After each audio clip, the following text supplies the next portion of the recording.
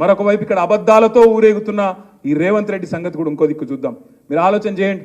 రేవంత్ రెడ్డి గారి ప్రభుత్వం వచ్చినాక ఈ 100 రోజుల్లో ఏమేం సాధించిండు ఘన విజయాలు అంటే, హైదరాబాద్లో బిల్డింగ్ పర్మిషన్లు బంద్. ఎందుకు బంద్? బిల్డర్లను పిలవాలి, కూర్చోబెట్టాలి, రాహుల్ గాంధీ పైన ఉన్నాడు, ఆయన ప్రధానమంత్రి చేయాలి.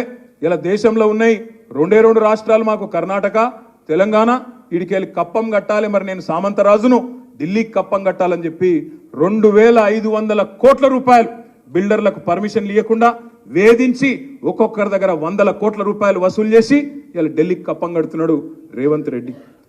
మొత్తం ఇసుక దందా మంత్రులు, రైస్ మిల్లర్లను బెదిరించుడు, క్రషర్లను పిలిచి బెదిరించుడు, మళ్ళీ ఇవన్నీ బయటికి రాకుండా చేసేందుకు ఏం చేయాలి? 6 గ్యారంటీలు పక్కకు పోయినాయి, ఇప్పుడు 6 గారడీలు మోపోయినాయి. 6 గారడీలు అంటే ఏంటి? ఒకటేమో కాళేశ్వరం స్కామ్ అని చెప్పి యూట్యూబ్లో ఆన్లైన్లో ఒకటి రాయాలి, ఇంకో దిక్కు బర్ల స్కామ్, ఇంకో దిక్కు గొర్రెల స్కామ్, ఇంకో దిక్కు ఫోన్ ట్యాపింగ్, ఇదట అంటే అదట, అదట అంటే ఇదట, వీళ్ళ ఫోన్ ట్యాప్ అయిందంటే వాళ్ళ ఫోన్ ట్యాప్ అయిందట.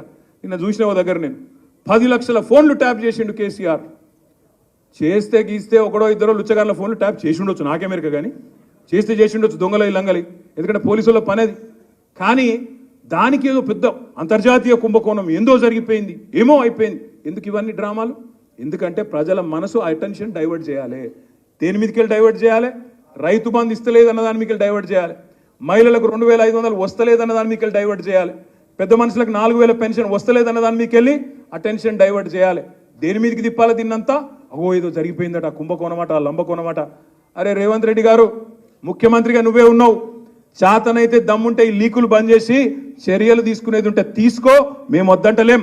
కానీ ఈ పనికి మాలిన డ్రామా లాపు. అప్పట్లో నాగార్జునదో సినిమా వచ్చిండే, అందులో పాట ఉంటుంది గ్రీకు వీరుడు అని.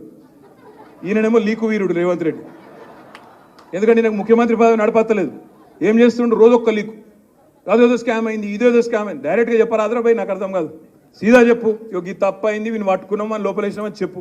దానికి ఇక్కడ లీక్ ఇచ్చుడు, అక్కడ లీక్ ఇచ్చుడు, యూట్యూబ్లో ఎవరినో ఎల్లనో మళ్ళనని పట్టుకొని వాంతో చెప్పించుడు, తుల్లారలేస్తే తిట్టిపిచ్చుడు, ఫాల్తు మాటలు ఎందుకు నాకు అర్థం కాదు. ధైర్యం ఉంటే చెయ్యి, ముఖ్యమంత్రి నువ్వు, అధికారం నీది, తప్పులేం జరిగినాయో బయట పెట్టు, లోపలే ఎవరెవరు నేస్తావో మేము వద్దంటలేం కదా. ఇవాళ నేను ఇది ఉత్తగానే అంటలేను, ఆషామాషిగా ఆరోపణ చేస్తలేను. మీరు జాగ్రత్తగా గమనించండి, ఆలోచించండి. అసలు రేవంత్ రెడ్డి కాంగ్రెస్ పార్టీ మనిషా, అసలు రాహుల్ గాంధీ మనిషా, నరేంద్ర మోడీ మనిషా, నాకైతే సమజ్ అయితలేదు. మీరు జాగ్రత్తగా ఇనుండ్రి, చూడుండ్రి ఆయన మాటలు, ఆయన వ్యవహారం. రాహుల్ గాంధీ ఏమంటాడు? దేశం అంతా తిరుగుతుండు పాపం ఆయన కాలికి బల్బం కట్టుకొని. ఆయన ఏమంటుండు పిచ్చోడు? చౌకీదార్ చోర్ హై అంటాడు. నరేంద్ర మోడీని చౌకీదార్ చోర్ హై అంటాడు. రేవంత్ రెడ్డి ఏమంటుండు? హమారే బడే బాయి హై, మోదీ సాబ్ హమారే బడే బాయి హై. ఆయన చోర్ అంటాడు, ఈయన బడే బాయ్ అంటాడు. ఆడ రాహుల్ గాంధీ ఏమో పాపం అమాయకుడు, అదానీ ఫ్రాడ్ హై అంటుండు. అదానీ ఫ్రాడు, దొంగ అంటుండు. ఈయనేమంటుండు? అదానీ హమారే ఫ్రెండ్ హై, ఫ్రాడ్ నహీ హై. ఇది రేవంత్ రెడ్డి గారి మాట. ఇంకొక మాట మీరు చూడండి, గుజరాత్ మోడల్ ఫేక్ హై అని రాహుల్ గాంధీ అంటాడు. గుజరాత్లో డొల్లాది ఉత్తదే ఫేక్ మోడల్ అని ఎవరు అంటుండ్రు? ఇవాళ రాహుల్ గాంధీ. రేవంత్ రెడ్డి ఏమంటుండు? మా తెలంగాణ మోడల్ కాదు, తెలంగాణను నేను గుజరాత్ చేస్తా అంటుండు. తెలంగాణను గుజరాత్ మోడల్ అంటే ఏం చేస్తావు? ఇక్కడ కూడా గోద్రా లెక్క, ఇక్కడ కూడా మైనారిటీల కొంపలు ఉచ్చుకొని బుల్డోజర్లు తెచ్చి ఇండ్లు గులగొట్టి దిక్కుమాలిన పనులు చేసి హిందూ ముస్లిం ఫీలింగులు తెస్తావా? ఏంటిది గుజరాత్ మోడల్ అంటే? రాహుల్ గాంధీ ఏమో అరవింద్ కేజ్రీవాల్ని అరెస్ట్ చేసుడు తప్పు, లిక్కర్ స్కామ్ లేదు, మన్ను లేదని ఆయన అంటుండు, నా ఇన్సాఫియా అంటుండు. రేవంత్ రెడ్డి ఏమో కవితమ్మని అరెస్ట్ చేసుడు కరెక్టే, స్కామ్ అని ఇక్కడ వీడు మాట్లాడతాడు. నేను అందుకే అంటున్నా, ఎవల మనిషివి నువ్వు? రాహుల్ గాంధీ మనిషివా, కాంగ్రెస్ మనిషివా, బీజేపీ మనిషివా, నరేంద్ర మోడీ మనిషివా చెప్పు. నువ్వే ఆలోచించు, మీరు జాగ్రత్తగా ఆలోచించండి. ఆయననేమో చౌకీదార్ చోర్ అంటే, ఈయననేమో నై బడే బాయ్. ఆయన ఫ్రాడ్ అంటాడు అదాని, ఈయననేమో ఫ్రెండ్ అంటాడు. లిక్కర్ స్కామ్ లేదని ఆయన అంటాడు, స్కామ్ ఉందని ఈయన అంటాడు. గుజరాత్ మోడల్ ఫేక్ అని ఆయన అంటాడు, కాదు జబర్దస్త్ మోడల్ అని ఈయన అంటాడు. నేను అందుకే అంటున్నా, మిత్రులారా ఆలోచించుండ్రి. ఒక్క ఓటు ఇవాళ రేవంత్ రెడ్డి పార్టీకి వేసినా మళ్ళా అది అల్టిమేట్గా లాభం అయ్యేది బీజేపీకే. ఇది నేను చెప్తున్నా, మీరు రాసి పెట్టుకోండి, గుర్తు పెట్టుకొని, యాది పెట్టుకొని. నేను చెప్తే ఇవాళ మీకు కొద్దిగా ఎక్కువ చెప్తున్నామో అనిపిస్తుంది, కానీ రేవంత్ రెడ్డి రేపు ఆయన స్కెచ్ అంతా ఒకటే. ఒక 30-40 మంది కాంగ్రెస్ ఎమ్మెల్యేలను వేసుకోవాలి, ఎత్తుకోవాలి.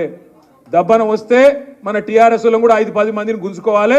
మొత్తానికి అందరు కలిసి బీజేపీలకు డైవ్ కొట్టాలి, మోడీ దగ్గర పోయి కాళ్ళ దగ్గర కూర్చోవాలన్నదే రేవంత్ రెడ్డి యొక్క ఎత్తుగడ. ఇది పార్లమెంట్ తర్వాత జరుగుతుంది. పార్లమెంట్ తర్వాత ఇదే జరుగుతుంది, మీరు యాద పెట్టుకోండి. ఎందుకంటే ఇప్పటికి నేను 10 సార్లు అన్న ఈ మాట. రేవంత్ నువ్వు చెప్పు అన్నా, చెప్తలేడు. ఎక్కడ కమిట్ అయితలేడు. దబ్బన కమిట్ అయితే మళ్ళీ ఎక్కడ దొరకబట్టుకుంటారు అని కమిట్ అయితలేడు. మల్కాజ్గిరి రమ్మంటే కమిట్ కాడు.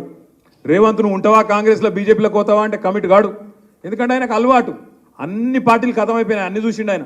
మొదలు చాలు చేసిండు, బీజేపీలోకి వెళ్ళి షురువు అయింది ఆయనది. ఏబీవీపీలు ఉండే ఆంచెల్లి టీఆర్ఎస్లోకి వచ్చిండు, టీఆర్ఎస్లోకి వెళ్ళి టీడీపీలోకి పోయిండు, టీడీపీలోకి వెళ్ళి కాంగ్రెస్లోకి పోయిండు, కాంగ్రెస్లోకి వెళ్ళి మళ్ళీ రేపు కంపల్సరీ బీజేపీలకు మళ్ళీ మాతృ సంస్థలకే రేవంత్ రెడ్డి పోతాడు. ఇది మీరు యాద పెట్టుకోండి అనే మాట కూడా నేను మీకు విజ్ఞప్తి చేస్తా ఉన్నా. ఎందుకంటే పచ్చి అవకాశవాది తప్ప ఆయనకు ఇంకొక ఎజెండా లేదు, మన్ను లేదు. మనం డిసెంబర్ 7 నాడు మన ప్రభుత్వ ప్రమాణ స్వీకారం చేసి మార్చి 17కు 100 రోజులైంది.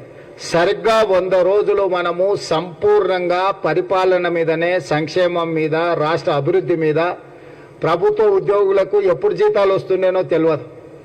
మనం వచ్చిన మొదటి నెల 4వ తారీఖు ఇచ్చినాం, 2వ నెల 1వ తారీఖు ఇచ్చినాం. ఇలా ప్రభుత్వ ఉద్యోగులందరికీ 1వ తారీఖు నాడు జీతాలు, పెన్షన్లు ఇచ్చే పరిస్థితి రాష్ట్రంలో మనం తీసుకొచ్చినాం. 10 సంవత్సరాల నుంచి లేని, 10 సంవత్సరాలు ప్రభుత్వం మీద ఉద్యోగస్తులు విశ్వాసం కోల్పోయారు. మనం ఎప్పుడైనా ఒక యజమాని దగ్గర పనిచేస్తే యజమాని మనకు సరైన సమయానికి జీతం ఇస్తాడు, యజమాని మనల్ని చూసుకుంటాడు అన్నప్పుడే మనం ఎక్కువ పని చేస్తాం. తిండి పెడతాడో పెట్టాడో, జీతం ఇస్తాడో ఇయ్యాడో అని అంటే ఎట్లకెళ్ళి కష్టపడతాం మనం. అందుకే ప్రభుత్వ ఉద్యోగస్తులందరికీ 1వ తారీఖు నాడు జీతం, 1వ తారీఖు నాడు పెన్షన్ ఇచ్చే విధానాన్ని మనం తీసుకొచ్చి అందరికీ ఒక విశ్వాసాన్ని కల్పించాం. అదేవిధంగా ఎవరు ఏ సమస్య మీద వచ్చినా సచివాలయంలోకి సరాసరి వచ్చి మంత్రులను కలిసి చెప్పుకునే అవకాశం కల్పించినాం. ముఖ్యమంత్రిగా నేను ముఖ్యమంత్రి కార్యాలయంలో ప్రతిరోజు కలుస్తున్నా. ఇప్పుడు ఎన్నికల కోడ్ ఉండి మనం అక్కడికి పోకపోయినా ఇంటి దగ్గర వచ్చిన వాళ్ళందరినీ రోజు ఎవరు వచ్చినా వాళ్ళందరినీ కూడా కలిసి వాళ్ళు చెప్పే వాటిని విని వాళ్ళ సమస్యల పరిష్కారం కోసం మనం ప్రయత్నం చేస్తున్నాము.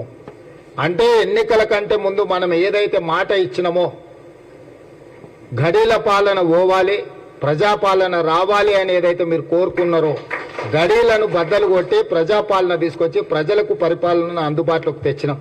ఇవాళ ప్రజలు స్వేచ్ఛగా తమ ప్రభుత్వం దగ్గరికి ఎప్పుడైనా నేను చెప్పేది, నేను నమ్మేది ఒకటే, మనం ఎన్నుకున్న ప్రభుత్వాన్ని చూసి మనం భయపడాల్సిన అవసరం లేదు.